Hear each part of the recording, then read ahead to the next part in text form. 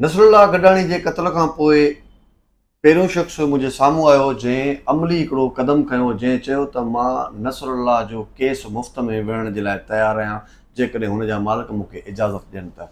मां हिन वक़्तु मौजूदु आहियां बैरिस्टर अख्तर हुसैन जब्बार सां गॾु, जेको कानूनदान आहे, बैरिस्टर आहे, वकील आहे। हुनखे सभिनि घुरनि जी ख़बर आहे त कीअं थींदो आहे। तव्हां बैरिस्टर अख्तर हुसैन जब्बार खे ॾिठो हूंदो सोशल मीडिया ते। ही बि उन्हनि जायुनि ते पहुचंदो आहे, उन्हनि शयुनि ते ॻाल्हाईंदो आहे जिथे नाइंसाफ़ी हूंदी आहे। सो मां अॼु बैरिस्टर वटि पहुतो आहियां। त साईं, सभ खां पहिरियां त तव्हांखे अस्सलाम वालेकुम। सर अलैकुम सलाम, वॾी हिकु त महिरबानी। हीउ ॾाढो ॾुख वारे भरे माहौल में पंहिंजी मुलाक़ात थी आहे, जेको हिकिड़ो वॾो सामियो थियो, हिकिड़ो अहिड़ो नौजवान जेको सभिनी जे लाइ विढ़े पियो, ॻाल्हाए पियो, ऐं हिकु आवाज़ु हुयो। हिकु सिंध जे उन नंढनि शहरनि मां हिकिड़ो वॾो आवाज़ु जेको बंदि कयो वियो आहे, उन जे हवाले सां तव्हांजो हिकिड़ो मूंखे बयानु ॿुधण में आयो त तव्हां चयो त मां हुनजो केस विढ़ण लाइ तयारु आहियां। छो त इहा ॾाढी ख़ुशी थी, जेकॾहिं तव्हां जहिड़ो माण्हू उनजो केस विढ़ंदो त यकीनन कातिलनि खे तव्हां मंत खे अंजाम ताईं पहुचाईंदो। हिन केस जे लाइ हाणे छा पेश रफ़्त आहे, उन बयान खां पोइ छा थियो आहे?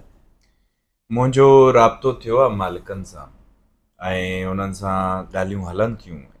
थोरो कुझु शयूं मूंखे नज़र अचनि थियूं त उनजी वालदा FIR कराइण जे लाइ तयारु आहे, पर मुंहिंजे ख़्याल में त हुनजा ॿाहिरि डिॼल आहिनि सरदारनि खां उतनि जे।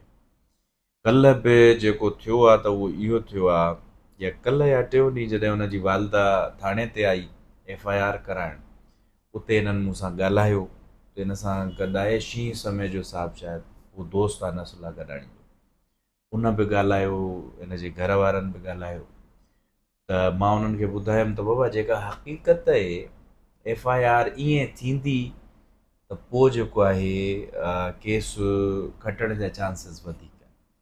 हाणे कुझु ॿुधण में अचे थो, हिकु त वीडियो अॼु वायरल थी आहे त उहो चवे थो त मुंहिंजे कढ हिन जा पिया आहिनि लुंड साहिबान जा गनमैन, उहे मूंखे मारण था अचनि। उहा अॼु वीडियो आई आहे, हुनजी मोबाइल मां मिली आहे। ऐं ॿियो इहो बि मूंखे कंहिं ॿुधायो। बहरहाल इहा शइ जेका आहे, मां हिते न चवंदुसि अञा हिकिड़ी कानूनी शइ आहे त मां इहा फ़िलहालु लिकाईंदुसि, पर जेकॾहिं इहे ॿ शयूं, जेका इहा अॼु हिनजी वीडियो आई आहे ऐं ॿी जेका शइ मूंखे ख़बर आहे, इहे ॿई शयूं FIR में आयूं त पोइ केस मज़बूत थींदो। मतिलबु तव्हां चवण जो मतिलबु आहे त हेॾे वॾे क़त्ल में बि जेकॾहिं FIR लिखाइण वारो थोरो कमज़ोर करे लिखाए थो त पोइ केस कमज़ोर थी वेंदो आहे। साईं, हिते असां वटि बिल्कुलु ईअं ई आहे। जवाबु हिन जो नटशेल में इहो आहे त ईअं ई आहे। छो? इन जी वजह आहे, वजह इहा आहे त FIR असांजी जेका हिन सिस्टम जो पहिरीं कड़ी हूंदी आहे, सिस्टम खे इनिशिएट करण जे लाइ। FIR थी बाबा हाणे इन्वेस्टिगेशन। हाणे इन्वेस्टिगेशन में कबो आहे, ॻोल्हबो आहे, बाबा मोबाइल जे तव्हां अंदरि वञी करे उते ॾिसंदव कंहिंसां कॉन्टेक्ट्स आहिनि, केरु धमकियूं त नथो ॾिए, कंहिं मैसेज त नथो करे धमकी आमेज़।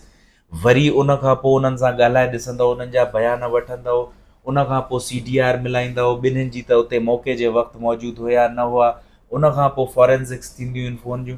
माना हिकु हिकु शइ खे प्रूव करण जे लाइ इन्वेस्टिगेशन जेका आहे उहा थॉरो कबी आहे। पर असांजो सिस्टम हिकिड़ो थकल सिस्टम आहे। न सिस्टम वटि एतिरा पैसा आहिनि, उहो फरियादियुनि जी फैमिली पैसा भरींदी आहे, न ई इन्वेस्टिगेशन ऑफिसर एतिरो क़ाबिल आहे। अच्छा, तव्हां वटि फॉर्मूलो आहे इन जो त इहो सिस्टम कीअं बहितर थिए? सिस्टम खे बहितर करण जे लाइ त टाइम लॻंदो, पर बिल्कुलु मूं वटि आहे। मां इन ते कमु कयां बि थो त जेकॾहिं कॾहिं को अहिड़ो मौक़ो मिली वियो न, त कानून साज़ी थींदी हिन जे लाइ। कानून साज़ी ते तक़रीबन मुंहिंजो 30% उन ते कमु थी चुको आहे। त का अहिड़ी गवर्नमेंट अचे, जीअं PTI जी आई त मां हिकिड़ो प्लान ठाहियो हुयो उन्हनि वटि ड्राफ्ट खणी वञण जे लाइ। त ईअं ई जेकॾहिं हिन वक़्तु PTI जी गवर्नमेंट वापसि अचे थी, या को अहिड़ो ॿियो जेको लीडर अचे थो जेको वाक़ई कमु करणु चाहे थो, त उनखे पंहिंजी ॾींदासीं। त बाबा भले मुंहिंजो नालो न अचे, पर हे कानून तूं आण त जीअं असांजो कुझु भलो त थिए। तव्हां ख़बर आहे, इन्वेस्टिगेशन जे लाइ हिकु केस में 647 रुपया एवरेज मिलंदा आहिनि इन्वेस्टिगेशन ऑफिसर। हाणे उहो काॾा पैसा आणे, काॾा टेस्टूं कराए। रेप केसिस में DNA जे टेस्ट जे लाइ ग़रीब फरियादियुनि जे फैमिलीज़ खे चवंदा आहिनि त तव्हां पैसा ॾियो, 32,000 रुपया।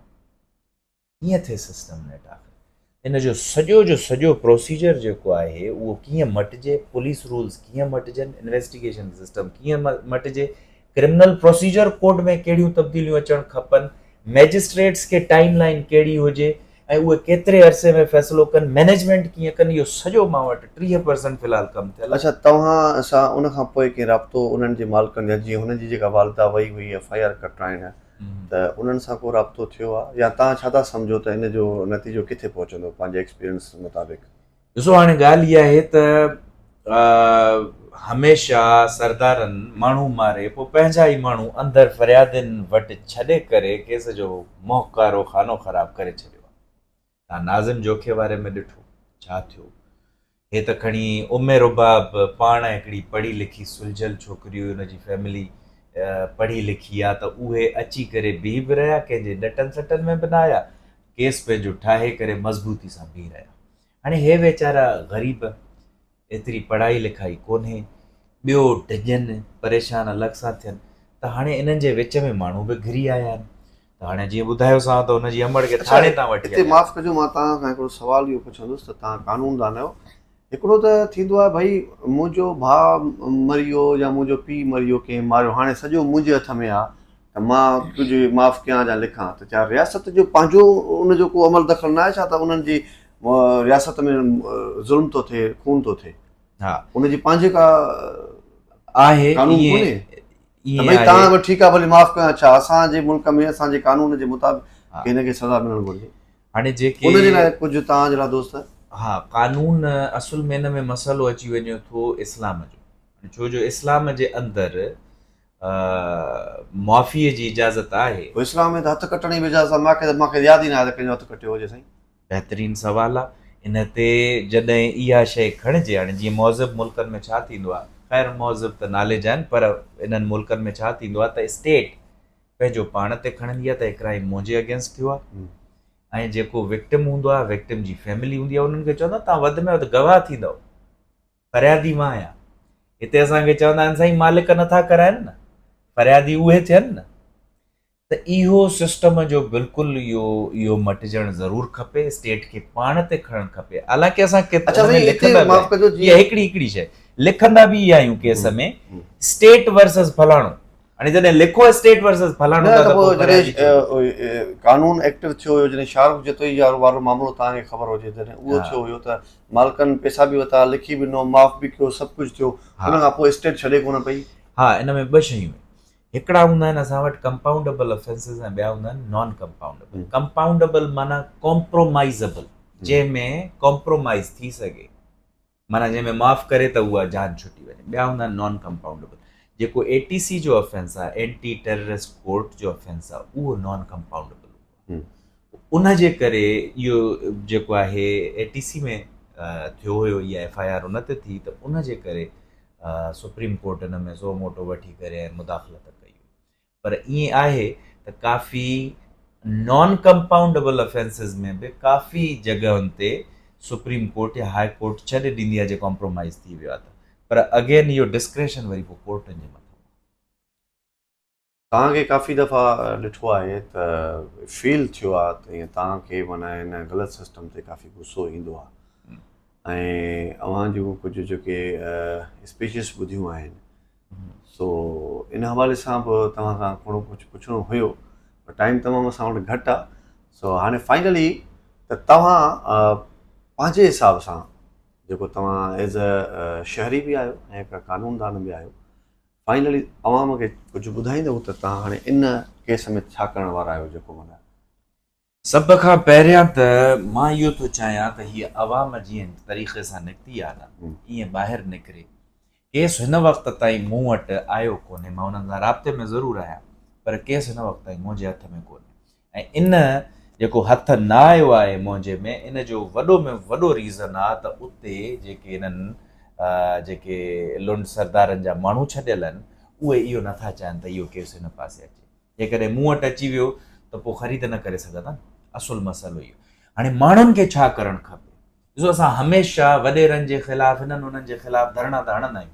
मां थो चवां त हिते इन जेके हिन जा भाइर या कुझु माण्हू जेके अंदरि हिननि में मुलविस थी करे FIR नथा थियणु ॾियनि ऐं डिले था कनि, जेतिरी डिले थिए थी केस कमज़ोर थो थींदो वञे। हाणे माण्हुनि खे इहो करणु खपे त निकिरी अची करे इन्हनि जे भाइरनि जे ख़िलाफ़ु धरणो हणनि त तव्हां हे छो था।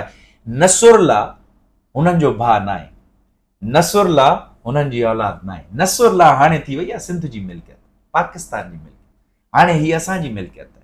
जेकॾहिं नसुरला जो खून रायगान थी वियो न, पोइ ख़बर न आहे त हीअ अवाम कॾहिं ॿीहर ईअं थिए। तमामु ज़बरदस्त नाज़रीन, वाक़ई तमामु बहितरीनु ॻाल्हि कई भाउ। जेकॾहिं हिन केस खे ईअं ख़तमु कयो वियो लोड़े वियो त पोइ आईंदा ॿिया बि केस ईअं हमेशह लड़ंदा वेंदा, ऐं हीउ केस हाणे सिर्फ़ु रुॻो नसरुल्ला जे भाइरनि जो न पर सॼी सिंध जे माण्हुनि जो आहे। सो यकीनन हीउ मैसेज जिन ताईं असां पहुचाइणु चाहियूं था उन्हनि जे मालिकनि ताईं, त कोशिशि कयो तव्हां पंहिंजो जेको जाइज़ में जेको बि मुलविस आहे उनखे ई सज़ा ॾियाराइजे त बहितरु आहे। ऐं जेकॾहिं बहितरीनु वकीलनि वटि हीउ केस अचे थो त उहे बाक़ाइदे पंहिंजी हणावणा ॾेई बि हिन केस खे मंतक़ी अंजाम ताईं पहुचाईंदा। वरी आमीन। अल्लाह हाफ़िज़।